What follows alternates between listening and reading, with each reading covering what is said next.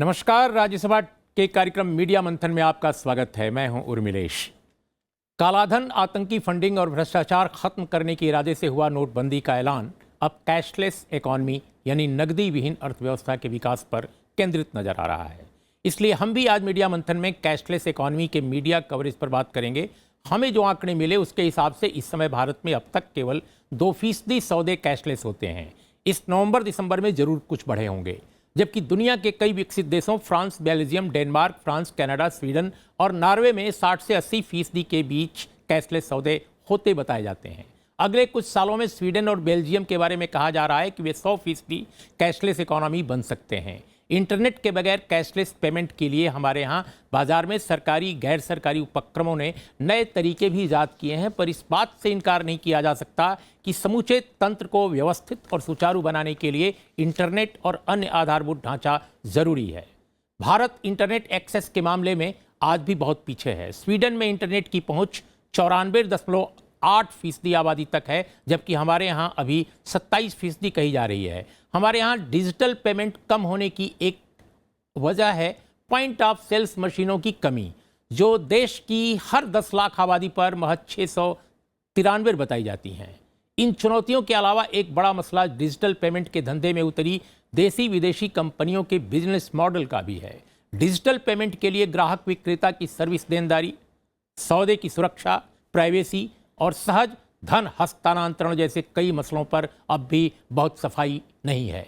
ऐसे दौर में जब चारों तरफ कैशलेस की गूंज है, मीडिया इस पूरे प्रकरण को कैसे कवर कर रहा है? आज हम अपने 4 खास मेहमानों के साथ ऐसे ही कुछ सवालों पर चर्चा करेंगे। हमारे साथ हैं वरिष्ठ पत्रकार हरवीर सिंह, जो आर्थिक मामलों के जानकार हैं।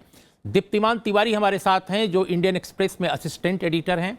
हमारे साथ हैं प्रोफेसर रवि श्रीवास्तव, जवाहरलाल नेहरू विश्वविद्यालय में हैं, जाने माने अर्थशास्त्री हैं देश के। हमारे साथ हैं सुप्रीम कोर्ट में अधिवक्ता विराग गुप्ता। आप चारों लोगों का स्वागत है। सबसे पहले हरवीर, मैं आपसे जानना चाहता हूं कि अभी जिस तरह हमारा पूरा फोकस देखा जाए, अगर गवर्नेंस में जो लोग इन्वॉल्व हैं या जो समाज का एक नीति निर्धारक हिस्सा है हमारे देश का, उसका ऐसा लगता है कि करप्शन, टेरर फंडिंग या ब्लैक मनी के बजाय कैशलेस इकोनॉमी की तरफ ट्रांसफ़र हो गया है। ठीक है, ये अच्छी बात है, बुरी बात है, इस पर हम नहीं जाएंगे। हमारा ये बस समझना आपसे है, अपने दर्शकों के लिए, कि कैशलेस इकोनॉमी को लेकर जो प्रस्ताव हैं, जो सुझाव सामने हैं, जो एक ब्लूप्रिंट है गवर्नेंस का, सरकार का, क्या वो देश की जनता को साफ हुआ है? और क्या मीडिया के जरिए या सरकारी विज्ञापनों के जरिए, सरकारी घोषणाओं के जरिए वह ब्लूप्रिंट क्या भारत की जनता के सामने अब तक सही ढंग से प्रस्तुत हुआ है, या मीडिया भी स्वयं स्पष्ट नहीं है? क्या स्थिति क्या है?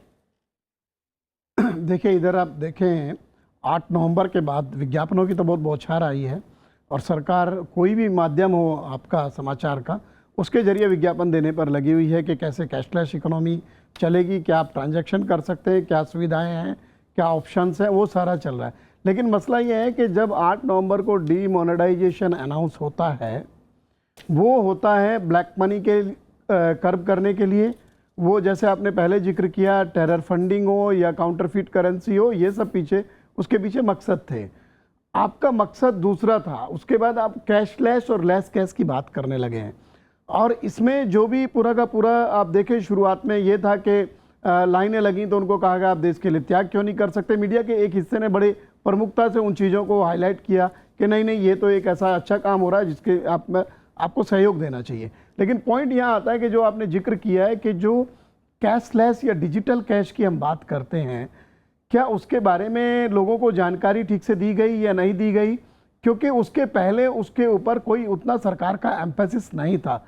अगर आप थोड़ा पीछे जाएं कि जो सबसे बड़ा एक कनेक्ट बना था कि किस तरीके से ट्रांजैक्शन से या लोगों के अकाउंट से या गवर्नमेंट के बेनिफिट से उसको जोड़ने के लिए आधार एक मकसद था। तो आधार आया, उसके बाद फिर आपने कहा कि पॉपुलेशन रजिस्टर आएगा, उसको लेकर कन्फ्यूजन था। लेकिन उसके बाद जब ये आधार को कनेक्ट करने की बात आई तो वो एक थोड़ा था, लेकिन उसमें ये नहीं था कि पूरी तरीके से आप कैशलेस की तरफ आप जा रहे हैं, बेनिफिट्स की तरफ आप जाने की बात थी। लेकिन जो कैशलेस की बात आती है या डिजिटल कैश की जो बात आती है, उसकी कोई तैयारी नहीं थी, ना कोई लोगों पे इन्फॉर्मेशन है, और ना ही उसके लिए कोई सिलसिलेवार इंफ्रास्ट्रक्चर तैयार करने पर काम किया गया। अभी जो भी चीजें आ रही हैं वो नी जर्क रिएक्शन है। पॉइंट ऑफ सेल का बढ़ाने की बात करें या डिस्काउंट्स की बात करें या बेनिफिट्स की बात करें लोगों को ये डिजिटल ट्रांजैक्शंस में, वो एक के बाद एक धीरे धीरे टुकड़ों में आपके सामने आ रहा है। अगर कोई प्लान पहले होता तो शायद वो एक साथ इंटीग्रेटेड प्लान की तरह से लोगों के सामने रखा जाता। प्रोफेसर रवि श्रीवास्तव, हम आपसे ये अपने दर्शकों के हिसाब से जानना चाहेंगे, क्योंकि बहुत कुछ इस बीच में मीडिया के ज़रिए, चैनलों के ज़रिए, अखबारों के ज़रिए आता है, लेकिन फिर भी आपको क्या लगता है, क्योंकि आप जब अखबार पढ़ते हैं, आप जब चैनलों को देखते हैं, तो इस पूरी 8 नवंबर से शुरू हुई जो आर्थिक यात्रा है अपने देश की या सरकार की, इसकी जो तस्वीर आपके दिमाग में उभरती है, और अब जो कैशलेस इकॉनमी के बारे में एक प्रारूप पेश किया जा रहा है कि साहब ये हम कर देंगे तो हम बहुत ही सुरक्षित होंगे, हम बहुत बेहतर ढंग से अपना ट्रांजैक्शन करेंगे, करप्शन खत्म हो जाएगा, कालाधन खत्म हो जाएगा, टेरर फंडिंग भी खत्म हो जाएगी। तो ये एक अर्थशास्त्री के तौर पे आप इस कैशलेस इकॉनमी की जो योजना है, ठीक है, बहुत अच्छी योजना है, इसमें आमतौर पे सब लोग कहेंगे, लेकिन भारत के कॉन्टेक्स्ट में क्या ये सभी बीमारियों को दूर करने वाली है, और अगर है तो क्या वो कितने हद तक संभावित है, क्या वो ठोस रूप से ज़मीन पर कैसे उतर पाएगी? जी, आपने देखिए 2 तरह के सवाल किए। एक तो मीडिया के बारे में, और मैं मीडिया को की प्रशंसा करना चाहता हूँ। पिछले 1 महीने में मीडिया जनता के साथ, जनता के पास जाके मीडिया ने जो जनता की समस्याएं रही हैं ये डीमोनेटाइजेशन को लेकर, उनको मीडिया ने भरपूर दिखाया है। 30 दिन होने पर भी अगर आप आज अखबारों को देखें, टीवी को देखें, तो जिस तरह से लोग आज भी संकट का सामना कर रहे हैं, परेशानियों से गुजर रहे हैं, इसको मीडिया ने आज इतनी अच्छी तरीके से दिखाया है, चाहे वो टीवी का मीडिया हो, चाहे वो प्रिंट मीडिया हो। तो ये एक, मैं समझता हूँ, एक बड़ी दुर्घटना है, क्योंकि हम बहुत सारे लोग ये समझने लगे कि मीडिया अब लोगों से हट गई है। मैं तो ये नहीं कहूँगा कि क्या करने लगी है, लेकिन लोगों से हट गई है। जहाँ तक कैशलेस सोसाइटी को, हिंदुस्तान को कैशलेस सोसाइटी बनाने का सवाल है, ये उस तरह की बात है जैसे गंगा के पानी को हम एक 4 इंच के पाइप में डालने की कोशिश करें। देखिए, इस समय 3 कैशलेसनेस की ओर बढ़ने के लिए 3 कम से कम बेसिक बुनियादी ज़रूरतें हैं। एक इंफ्रास्ट्रक्चर की ज़रूरत है। इंफ्रास्ट्रक्चर में सिर्फ ये नहीं कि पॉइंट ऑफ सेल्स मशीन लग गई है कि नहीं, लेकिन सर्वर काम कर रहे हैं कि नहीं, बिजली है कि नहीं, तो बाकी पूरा इंफ्रास्ट्रक्चर जो चाहिए वो उसकी ज़रूरत है। दूसरा ये कि आदमी पढ़ा लिखा हो। हमारे समाज में अभी भी 22% लोग निरक्षर हैं और 40% ऐसे वयस्क हैं जो इफ़ेक्टिव रूप से निरक्षर हैं, जिन्होंने प्राइमरी कक्षा भी पार नहीं की है। तो इस तरह के लोग हैं। तीसरी बात ये कि हमारी अर्थव्यवस्था मुख्य रूप से एक अनौपचारिक अर्थव्यवस्था है। निहायत छोटी इकाइयाँ, चाहे वो व्यापार में लगी हों, चाहे वो उत्पादन में लगी हों, और इस तरह की इकाइयाँ हमेशा कैश के आधार पर काम करती हैं। एक संकल्पना जो अर्थशास्त्री देते हैं, ये नैरो मनी की देते हैं, M1, जो ट्रांजैक्शन में, लेन देन में इस्तेमाल होता है, और उसका 2/3 हिस्सा हमारे यहाँ सिर्फ नगद का है, 1/3 हिस्सा टाइम डिपॉजिट्स का है। और जैसा कि आपने शुरू में कहा था, केवल 2% लेन देन माध्यमों से आज होता है। तो ये सब, इन सब चीज़ों को देखते हुए कुछ ही देर, अभी मैं आपको एक छोटी सी घटना बता के अपनी बात ख़त्म करता हूँ। मैं अभी कल रात को दिल्ली लौटा बम्बई से, और जब मैं टैक्सी लेने गया तो दिल्ली के प्रीपेड काउंटर पर एक बड़ा बोर्ड लगा हुआ था कि यहाँ हर तरह के डेबिट कार्ड और क्रेडिट कार्ड यहाँ पर स्वीकार किए जाते हैं। तो मैंने कहा चलिए, नगद की इस समय इतनी किल्लत है, कुछ नगद बचेगा। जब मैं पहुँचा काउंटर तक, उनसे कहा कि साहब डेबिट कार्ड या क्रेडिट कार्ड, वो नहीं साहब हमारा तो सर्वर डाउन है। तो ले दे के आधे घंटे क्यू में लगने के बाद ये सुनना पड़ा कि सर्वर डाउन है। ये हिंदुस्तान की असलियत है। सर्वर डाउन है, लेकिन दीप्तिमान तिवारी, आपकी स्टोरी में देख रहा था 8 दिसंबर को इंडियन एक्सप्रेस में, काफ़ी काफ़ी लंबी चौड़ी स्टोरी है। सिंस 2014 250 डेज विदाउट इंटरनेट, और आपने पूरी स्टोरी में जम्मू कश्मीर, उत्तर प्रदेश, हरियाणा, बिहार, अरुणाचल प्रदेश, नागालैंड, मणिपुर, गुजरात, राजस्थान, झारखंड, मेघालय, महाराष्ट्र, लगभग सब इन प्रदेशों का आपने बाकायदे ब्यौरे दिए हैं कि कैसे, कब स्वयं सरकारी एजेंसियों के हुक्म पर इंटरनेट की जो जारी सेवाएं थी उनको ऑल ऑफ सडन ठप किया गया। कभी किसी आंदोलन को से निपटने के लिए, कभी कहीं असंतोष है, कहीं अशांति है, वगैरह वगैरह। कहीं इस बात पर भी हुआ कि संभावना है, आशंका है कि कहीं कुछ गड़बड़ हो जाएगा, अपने नागरिकों पर जाहिर है संदेह। तो मेरा ये कहना है कि ऐसी स्थिति में जबकि अपने देश में इंटरनेट की हालत यह है स्वयं एजेंसियों की तरफ से, और जो इंटरनेट का पेनिट्रेशन है 27% के आसपास बताया जाता है, कि हालांकि मैं दूसरे आंकड़े प्राइवेट सेक्टर की बहुत सारी उपक्रमों के देख रहा था तो उन्होंने 34 भी कहा है, मैं नहीं जानता सच क्या है। लेकिन मैं आपसे जो सवाल करना चाहता हूं अपने दर्शकों के हित में कि भाई ये जो बहुत सारी कंपनियां ये कह रही हैं कि ठीक है इंटरनेट हमारे यहाँ कमी जरूर है, लेकिन हम और बहुत सारे तरीके हमने ईजाद किए हैं, बहुत सारे ऐसे ऐप्स हैं। तो इस पूरे कॉन्टेक्स्ट में आपको क्या लगता है कि बगैर इंटरनेट, बगैर बिजली जिसका जिक्र आप कर रहे हैं, क्या ये कैशलेस इकॉनमी का आज जो स्लोगन दिया जा रहा है इसका क्या मतलब है? देखिए, आपने पूछा कि मतलब क्या है, तो सबसे पहले तो जैसा सर ने बताया कि भाई शुरू हुआ ब्लैक मनी और करप्शन और टेरर फंडिंग से और पहुंच गए कैशलेस इकोनॉमी पे, क्योंकि आपको पता चला कि भाई 11.5 लाख 12 लाख करोड़ तो ऑलरेडी आ चुके हैं। 20-25 दिन का समय और बचा हुआ है, उसके बाद 31 मार्च तक का समय है, तो अंदेशा है कि पूरा 100% जो है पैसा वापस आ जाएगा। So there is no point talking about कि भाई ब्लैक मनी करप्शन इससे हम लड़ाई कर रहे हैं। तो अब आप सडनली आपने गोल पोस्ट चेंज किया और आप आ गए कैशलेस इकोनॉमी पर। चलिए अच्छी बात है, लेकिन ये उस तरह की बात हो गई कि आपने पहले एक अनऑथराइज कॉलोनी खड़ी कर दी और उसके बाद आपने कहा कि अब यहाँ पे हम सड़कें बनाएंगे और फिर सीवर लगाएंगे, जबकि वो काम आपका सबसे पहले होना चाहिए। कैशलेस इकोनॉमी में इंफ्रास्ट्रक्चर जो है वो सुविधाएं सबसे पहले जब आप डालेंगे तो अपने आप कैशलेस इकोनॉमी का कल्चर पैदा होगा। जब आपके पास इतने सारे रोड ब्लॉक्स ऑलरेडी हैं, पहले तो इंटरनेट पेनिट्रेशन आपने अपने ग्राफिक में दिखाया कि स्वीडन से आपने कंपेयर किया, उतनी दूर जाने की ज़रूरत नहीं है, चाइना में 50% है, नाइजीरिया बांग्लादेश में भी इंटरनेट पेनिट्रेशन जो है वो भारत से ज़्यादा है परसेंटेज टर्म्स में। तो हमारे पास structural barriers to cashless economy अभी इतने ज़्यादा हैं कि हम ओवरनाइट इसको फोर्स करने की कोशिश कर रहे हैं down the throat of Indian people. तो आप बेसिकली एक ऐसा कल्चर जो कि इंसेंटिवाइज किया जाना चाहिए, उसको इंसेंटिव्स के दौर थ्रू ना करके आप पनिशमेंट के थ्रू करने की कोशिश कर रहे हैं। और उसके बाद मतलब भारत एक अकेला ऐसा देश होगा जहाँ पे कि मतलब लोकतंत्र है, और लोकतंत्र में जो है जनता सरकार से जवाब नहीं मांग रही है, सरकार जनता से जवाब मांग रही है कि आप क्या कर रहे हैं।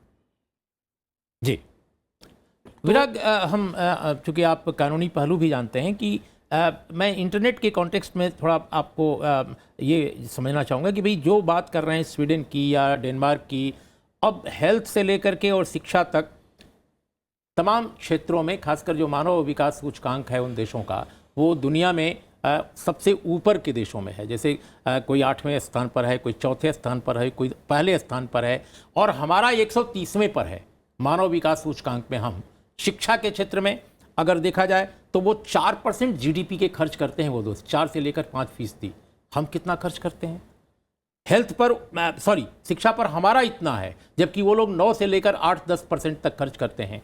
1% हम हेल्थ पर खर्च करते हैं GDP का, वो लोग 9 से 10% खर्च करते हैं। और यही नहीं, पूरी तरह शिक्षा और हेल्थ उनके यहाँ फ्री है। ऐसे देश में जहाँ इतनी सारी विषमताएं हैं, इतने सारे भेद हैं, हम कैसे कैशलेस इकॉनमी का सपना बुन रहे हैं, और वह भी तब जबकि इंटरनेट एक्सेस हमारे यहाँ 27% है, उनके यहाँ 98% है। कैशलेस इकनॉमी में जैसा हमारे दोस्तों ने बताया कि 2 पहलू उन्होंने बताए, एक इंफ्रास्ट्रक्चर और दूसरा जानकारी। मैं इसको 2 और आगे पहलू ले जाता हूँ। तीसरा उसका महत्वपूर्ण पहलू है कानून, और चौथा महत्वपूर्ण पहलू है अर्थव्यवस्था में उसके इम्प्लीकेशंस। तो हमने देखा कि इंफ्रास्ट्रक्चर कमज़ोर है, लोगों में जानकारी नहीं है, और एक इसकी त्वरित प्रक्रिया होनी चाहिए। अगर हम कानून के उसमें आएँ तो हम देखेंगे कि हमारे पास कैशलेस इकनॉमी के कानून ही नहीं है। नहीं हम भारत में उन कंपनियों के सर्वर्स स्थापित कर पा रहे हैं, नहीं हमारे पास प्राइवेसी के कानून हैं। अभी हमने देखा कि अभी ट्विटर अकाउंट हैक हो गया, हम कुछ भी नहीं कर पाए लोगों का, या अभी डेबिट कार्ड का डेटा हैक हो गया, हमारी सरकारें कुछ नहीं कर पाई। ऑपरेशन प्रिज्म में इंटरनेट की 9 बड़ी कंपनियों ने अमेरिकन CIA एजेंसी से भारत का सामरिक डाटा शेयर किया, लेकिन हम कुछ नहीं कर पाए क्योंकि उन कंपनियों के यहाँ दफ्तर नहीं, उन कंपनियों के यहाँ पर सर्वर्स नहीं है। तो हमारे पास इलेक्ट्रॉनिक सिग्नेचर्स हमने सही तरीके से नोटिफाई नहीं किए, ईमेल पॉलिसी हमने बनाई लेकिन सरकारी अधिकारी आज सरकारी ईमेल का इस्तेमाल नहीं कर पा रहे हैं। तो हमारे पास पहले नंबर पे डिजिटल अर्थव्यवस्था के लिए कानून ही नहीं है। आप पहले अखाड़े के नियम बनाइए, फिर अखाड़े में लोगों को पहलवाने के लिए कहिए। चौथे नंबर पे इस डिजिटल इकोनॉमी से फ़ायदा किसको हो रहा है, अर्थव्यवस्था में इसके इम्प्लीकेशंस क्या हैं। आप जब जीडीपी बढ़ाते हैं और अगर देश में रोज़गार नहीं बढ़ रहा है, देश में टैक्सेशन नहीं आ रहा है, देश में उसको लाभ नहीं आ रहा है। पिछले 1 महीने से किन कंपनियों को मुनाफा बढ़ा, जो ई वॉलेट्स हैं, पेटीएम जैसी कंपनियां हैं, उनकी जो 700% की ग्रोथ हो गई। देश की परंपरागत अर्थव्यवस्था जब ध्वस्त हो रही हो और उस समय आप उन अर्थव्यवस्थाओं को लाभान्वित करने की कोशिश कर रहे हैं जिनकी जड़ें अमेरिका और यूरोप में हैं, तो हमें ये देखना है कि डिजिटल अर्थव्यवस्था, ये देखिए एक सामान्य मानवीय विकास होता है कि आप पहले अपनी बेसिक आवश्यकताएं पूरी करते हैं, फिर आप इंटरनेट में आते हैं। लेकिन अगर देश में 30% लोग अगर निरक्षर हैं, अगर देश में दूसरी प्रायोरिटीज़ हैं, तो वहाँ पर आप इंटरनेट बेस्ड अर्थव्यवस्था के बारे में कैसे सोच सकते हैं। तो आपका ये कहना है कि ये कुल मिलाकर प्राथमिकताएं कहीं ना कहीं भटकी हुई हैं। हाँ, उसमें उसको अगर एक लाइन में इस तरह से बोलूँ कि अगर आज़ादी के 70 साल बाद हम बहुत सारे विकास के लक्ष्य हासिल नहीं कर पाए, तो क्या कानून बना के उनको रातों रात हासिल कर सकते हैं? इंटरनेट हमारे विकास का एक मापदंड है कि हम एक विकसित इकोनॉमी हो गए हैं। आप उसको रातों रात एक अध्यादेश या कानून बना करके उस लक्ष्य को हासिल नहीं कर सकते हैं। विराग, हम एक छोटा अंतराल अभी लेते हैं और अंतराल के बाद जब आएंगे तो हम फिर अपने दोनों पत्रकार मित्रों से यह भी जानना चाहेंगे कि क्या मीडिया, अगर ये समझ रहा है या आम लोग, बुद्धिजीवी, समझदार लोग समझ रहे हैं समाज के कि वाकई प्रायोरिटीज़ में भटकाव का भी यहाँ पर मामला है, तो क्या मीडिया में ये कवरेज हो रहा है? क्या मीडिया इस चीज़ को शिद्दत के साथ महसूस कर रहा है? इन्हीं शब्दों पर, इन्हीं सवालों पर हम चर्चा करेंगे एक अंतराल के बाद।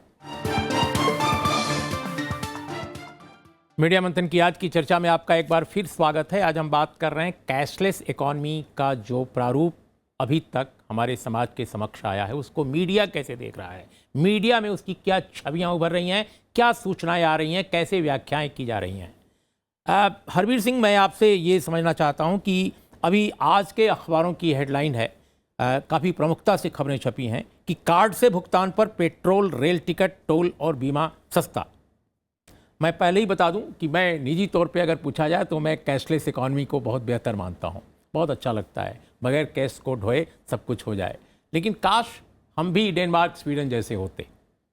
ये जो हमारे यहाँ जो प्रॉब्लम्स हैं, जो हमारे यहाँ समस्याएं हैं आम आदमी के सामने, गरीब आदमी के सामने, सुदूर के इलाकों के उन लोगों के सामने जो अक्षर तक नहीं जानते हैं, बिजली नहीं है, नेट तो बहुत बड़ी बात है, ऐसे मुल्क में जब आप कह रहे हैं कि पेट्रोल, रेल टिकट, टोल, बीमा पर आपको हम इतना % छूट देंगे, इतनी रियायत देंगे, क्या देश की एक बड़ी आबादी, मैं ये समझना चाहता हूँ आपसे कि क्या मीडिया में ये प्रश्न उठा है आज या उठना चाहिए कि इतनी बड़ी आबादी को आप डिजिटल डिवीज़न का एक तरह से विक्टिम बना रहे हैं, एक तरह से डिजिटल विभाजन पैदा कर रहे हैं। आखिर उनका क्या गुनाह है कि वो शिक्षित नहीं है? उनका क्या गुनाह है कि उनके पास कार्ड नहीं है? क्या गुनाह उनका है कि उनको आता नहीं कि कैसे स्वाइप करते हैं?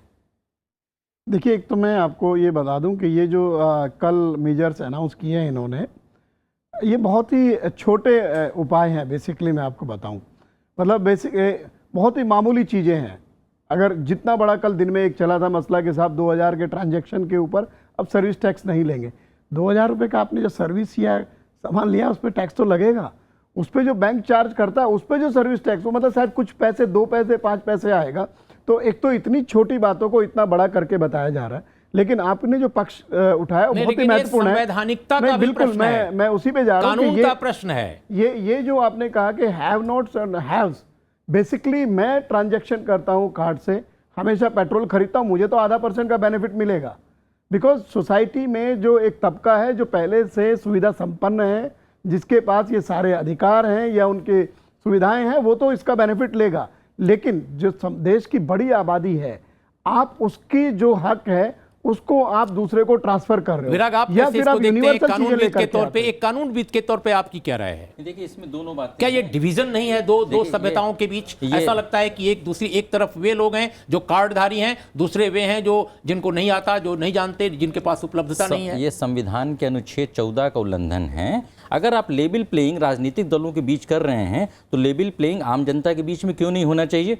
अगर वो जनता अशिक्षित है, अगर वो जनता गरीब है, उसके पास बैंकिंग सुविधाएं नहीं पहुंची हैं, तो उसके लिए जिम्मेदार तो सरकार है। सरकार अपनी जिम्मेदारी लेने के बजाय उनको दंडित करना चालू करे। जैसे कुछ दिन पहले हरियाणा में एक कानून आया था जिसमें उन्होंने शिक्षा के आधार पर पंचायती चुनाव में लोगों को उन्होंने बोला था कि आप एलिजिबिलिटी, आपकी क्राइटेरिया डिसाइड होगी। वो संवैधानिक कानून था, लेकिन उस पर अगर कोई निर्णय नहीं हुआ, एक अलग बात। रवि, आप कुछ कहना चाहते थे? देखिए, मैं ये कह रहा था कि जैसे आपने इंटरनेट डिवाइड की बात कही, तो ये अब एक तरीके का प्लास्टिक डिवाइड है। कौन लोग प्लास्टिक कार्ड इस्तेमाल कर सकते हो, कौन नहीं। लेकिन इससे भी ज़्यादा एक गंभीर बात है, और मैं समझता हूँ मीडिया बहुत सारी चीज़ों को दिखा रहा है, इसको शायद पूरी तरह से समझ नहीं पाया है। इस प्लास्टिक डिवाइड के माध्यम से सरकार, मुझे लगता है कि एक सुनियोजित नीति के तहत गरीबों की आमदनी को अब वो रीडिस्ट्रीब्यूट कर रही है एक खास वर्ग के पक्ष में। उनकी आमदनी संकुचित हो रही है, एक खास वर्ग की आमदनी बढ़ रही है, उसके साधन बढ़ रहे हैं। और जो आज हम इश्तिहार देख रहे हैं, जिन लोगों को देख रहे हैं जो कि इन सब नीतियों का आगे आके स्वागत कर रहे हैं, उसको अगर आप दोनों चीज़ों को जोड़ कर देखें तो ये एक बहुत ही गंभीर मसला है। सिर्फ आय की संकुचन का मसला नहीं है, आय के पुनः वितरण का भी मसला है। और आय के पुनर्वितरण के अलावा रवि श्रीवास्तव, एक बात हम और समझना चाहते हैं, क्योंकि आप अर्थशास्त्री हैं, हमारे दर्शकों को बेहतर ढंग से बता सकते हैं कि देखिए, भारत का अपना जो पेमेंट गेटवे है वो कितना मजबूत और कितना सुरक्षित है। 2012 में लॉन्च हुआ रुपए, अभी तक बामुश्किल वो 36% बाजार को कवर करता है करीब करीब। इसके अलावा मास्टर कार्ड है या वीज़ा है या जितने और है, पेटीएम है, लगभग सब में कहीं ना कहीं तरह तरह की जो तरह तरह के निवेश हैं। हो सकता है कि कोई ये कहे कि नहीं, शुद्ध भारतीय कोई है, कोई कम भारतीय है, कोई ज़्यादा विदेशी है, लेकिन ये माना जा सकता है कि इनके पास जो भी खरीद फरोख्त का डाटा है उस पर भारत सरकार का कोई नियंत्रण नहीं है। नहीं, और देखिए, तो क्या ये आपको नहीं लगता कि जो प्राइवेसी है हमारे नागरिकों की, बिजनेस से लेकर के और तमाम तरह की, क्या उसका एक तरह से उस पर रिस्क नहीं है? देखिए, प्राइवेसी और सुरक्षा बहुत बड़े मसले हैं जो बने हुए हैं। जैसे आपने कहा, ना कानून है, ना हमारे पास तंत्र है कि उसको कर सके। और उसके साथ साथ ये भी जितनी बार प्लास्टिक का इस्तेमाल होता है, हम 2.5%, 5% हिडन चार्जेस हैं जो हम कंपनियों को, बैंकों को देते हैं। और कल को अगर हम गरीब से कहेंगे नहीं तुम यही इस्तेमाल करो, चाहे वो उपभोक्ता हो, चाहे वो रिटेलर हो, तो हम उनको मजबूर कर रहे हैं कि वो अपनी आमदनी में से उतना प्रतिशत हर बार किसी न किसी कंपनी को वो देंगे। लेकिन दीप्तिमन, क्या ये सवाल जो रवि श्रीवास्तव उठा रहे हैं या विराग गुप्ता उठा रहे हैं, एक कानूनविद हैं, एक अर्थशास्त्री हैं, क्या भारतीय मीडिया, हालांकि रवि श्रीवास्तव भारतीय मीडिया को काफ़ी वेलकम कर रहे हैं उसके कवरेज को, लेकिन आप एक मीडिया के हिस्से हैं, आपको क्या लगता है, क्या ये इश्यूज मीडिया में आ रहे हैं, कवर हो रहे हैं? देखिए, ये जो पूरा डिमोनेटाइजेशन से जितने सारे मुद्दे निकले हैं वो बहुत ही ज़्यादा हैं, और एक साथ मतलब देश पे 1.2 बिलियन पॉपुलेशन पे बहुत सारी चीज़ें अनलीश कर दी गई हैं। तो for media also may be कुछ पॉइंट्स जो है मीडिया मिस कर रही हो, ऐसा हो सकता है। लेकिन कम से कम मीडिया जिस तरीके से इस चीज़ का कवरेज कर रही है, बेसिकली क्या है कि पीपल सेंट्रिक कवरेज है या नहीं, लोगों की जो दुख तकलीफें हैं वो मीडिया में आ रही हैं या नहीं, और उस चीज़ को मीडिया पूरी अच्छी तरह से देख रही है जितनी उसकी एबिलिटी है, क्योंकि मीडिया की एबिलिटी एक एक्सपर्ट की एबिलिटी नहीं होती और है। देश का जो सबसे बड़ा अखबार है, जो आमतौर पे हमेशा रिफॉर्म्स का ध्वजवाहक रहा है, वो भी एडिटोरियल इस तरह का लिख रहा है, हालांकि व्यंग्यात्मक इसको कहा जाए कि रिवर्स बुरे दिन। वेल, ऐसा अब ये तो जनता डिसाइड करेगी कि ये सही क्या है, सही क्या है, गलत क्या बुरे है। दिन है, अच्छे दिन है, आगे इलेक्शन भी आने वाले हैं, उसमें जी, मैं दो बातें, भयंकर मायूसी है। दो बातें और ज़रूरी बताना चाहूँगा। जब इंटरनेट बंदी के बारे में बात आई थी और जब इतने राज्यों में इन्होंने डाटा दिया कि 250 दिन तक इंटरनेट बंद किया गया, और ये बंदी होती है सेक्शन 144 CRPC में, जबकि इंटरनेट आया ही नहीं था, और इसकी बंदी के प्रोविज़न है सेक्शन 69 IT एक्ट में। उसके बावजूद भी बंदी, जैसे आप इस तरह समझिए कि आपका घर तोड़ना मना है तो आप शहर को पूरे बुलडोजर से गिरा दीजिए। तो जो इंटरनेट बंदी का जो एक परंपरा चल गई है, मैं समझता हूं कि ये संविधान के अनुच्छेद 19 और 21 का उल्लंघन है, और इसके लिए सेक्शन 69 की प्रक्रिया का पालन नहीं होता है। दूसरे नंबर पे बड़े लेवल पर, सरकारी लेवल पे आप देखिए अदालतों में है ई कोर्ट मानी जाती हैं, ई कोर्ट होने के बावजूद भी वहाँ पे सारे कागजों में फाइलें होती हैं, कागजों में लोग पढ़ते हैं, सरकारी विभागों में लोग ईमेल को प्रिंट आउट लेकर के पढ़ते हैं। अगर वहाँ पर भी ये इस तरीके डिजिटल समझ है, और तमाम, जैसे अभी जो डेबिट कार्ड है तो 70 करोड़ डेबिट कार्ड हैं, लेकिन उसमें से 45 करोड़ सिर्फ पैसे निकालने के लिए इस्तेमाल किए गए। इसका मतलब जिसके पास डेबिट कार्ड है वो भी उसका इस्तेमाल नहीं करना चाहता है। तो आप उसके पास, जिसके पास डेबिट कार्ड है ही नहीं, आप उससे बोल रहे हैं कि बगैर डेबिट कार्ड को तुमको 8% का घाटा होगा, अगर तुम पेट्रोल भराने जाओगे तो तुमको 10% नहीं मुनाफा मिलेगा। ये मैं समझता हूँ कि जो एक इन्फॉर्मिटी पैदा की जा रही है, जो एक विषमता पैदा की जा रही है, ये असंवैधानिक भी है और ये समाजशास्त्र के नियमों के विरुद्ध भी है। हरवीर सिंह, ये भी प्रश्न उठ रहा है कि जैसे आप bank to bank money transfer करते हैं जी। लेकिन जैसे BSNL है, MTNL है, उनके फ़ोन से आप एयरटेल वोडाफोन को भी बात कर लेते हैं, लेकिन क्या पेटीएम से आप मोबीक्विक पर डायरेक्ट ट्रांसफ़र मनी नहीं करते? अभी तक शायद ये व्यवस्था नहीं है। तो क्या ये जो RBI के KYC नियम जो बीच में आड़े आ रहा है इस पूरे ट्रांसफ़र में, खासकर इस तरह के जो प्लेटफॉर्म्स हैं, इस तरह के जो तरीके हैं, इसमें ये प्रश्न भी मीडिया में मैं समझता हूं कि कुछ एक आर्थिक अखबारों ने तो उठाया है, लेकिन जो मेनस्ट्रीम मीडिया चैनल्स हैं या अखबार हैं, वहाँ इस तरह के जो प्रश्न आम आदमी के हैं वो बिल्कुल गायब हैं। देखिए, ये वाकई आपने सही कहा है कि KYC का एक बड़ा इशू है और ये पेटीएम और ये जो बाकी इस तरीके के जो प्रोडक्ट हैं वो आपके मोबाइल के KYC को ही KYC मान ले रहे हैं।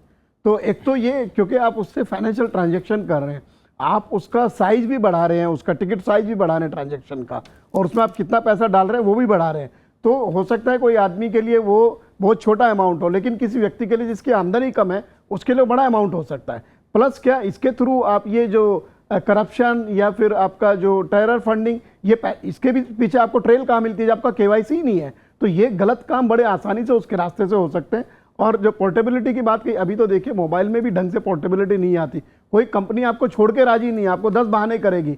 तो वहाँ पे तो आप फेल हो गए बहुत सारी चीज़ों को लेकर के कि आपको सर्विस अच्छी नहीं मिल रही है, आपका कॉल ड्रॉप ज़्यादा है, वहाँ ठीक नहीं कर पाए। हम लोग क्या कर रहे हैं कि एक तो दुरुस्त नहीं करते, एक नई चीज़ आगे खोल दे रहे हैं, तो यहाँ से फिर आप आगे बढ़ जाए, पीछे क्या हुआ आप भूल जाइएगा। तो यही लगातार जो चल रहा है और उसी के रास्ते हम लोग आज यहाँ पे खड़े हैं। और ये आप मान लीजिएगा कि ये बहुत ही डिजास्ट्रस हमारी इकोनॉमी के लिए कम से कम इस फाइनेंशियल ईयर में तो होने जा रहा है। लेकिन रवि श्रीवास्तव, इसके बाद भी जो मैं उस आत्मविश्वास को या उस भरोसे को ये समझना चाहता हूँ अपने दर्शकों के लिए कि भाई फिर भी सरकार का ये कहना है और मीडिया में वो बात बहुत प्रमुखता से उभर के आ रही है कि नहीं, सब कुछ ठीक हो जाएगा। तो ये सब कुछ ठीक हो जाएगा एक अर्थशास्त्री के रूप में इसको कैसे आप देख रहे हैं? क्योंकि मीडिया में भी ये बात आ रही है कि सब कुछ ठीक हो जाएगा, कुछ दिनों की बात है। सब कुछ किसी न किसी समय पर किसी न किसी अर्थ में ठीक हो सकता है, लेकिन अल्पकाल में कम से कम अगले 4 और 6 महीने जो ज़बरदस्त झटका आम आदमी को लगा है और गरीब आदमी को लगा है, इसका जो मानवीय पक्ष है इसको अगर हम समझने और देखने की कोशिश करें तो ये समझ में नहीं आता कि इस तरह की नीति क्यों ली गई।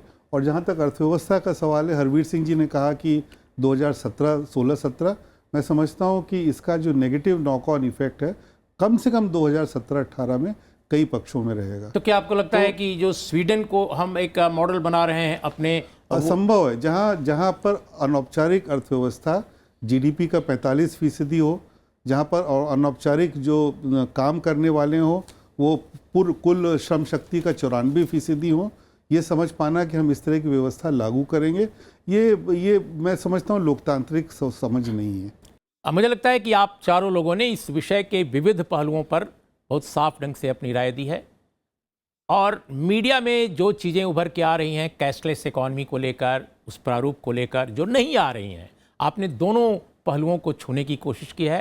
मुझे लगता है कि हमारे दर्शकों के लिए ये सूचनाएं, ये विश्लेषण आपके महत्वपूर्ण हैं और हम यही सोचते हैं मीडिया मंथन की आज की चर्चा से यही निकलता है कि ज़रूर कहीं न कहीं हमारे योजनाकार हमारे देश की जो ठोस परिस्थितियां हैं, जो हमारी बुनियादी प्राथमिकताएं होनी चाहिए, कहीं न कहीं उनको वो ध्यान में नहीं रख रहे हैं। उनको इस तरह के सपने, इस तरह का गोल, इस तरह का जो उद्देश्य है वो तय करते समय मुझे लगता है कि भारत की अपनी जो मौजूदा प्रायोरिटीज़ हैं, जो प्राथमिकताएं हैं, उनको ज़रूर मद्देनज़र रखना होगा और मीडिया इस बात को मैं समझता हूं कि कमोवेश इस बार कवर कर रहा है। इन शब्दों के साथ आपका बहुत बहुत धन्यवाद। देखते रहिए राज्यसभा टेलीविज़न।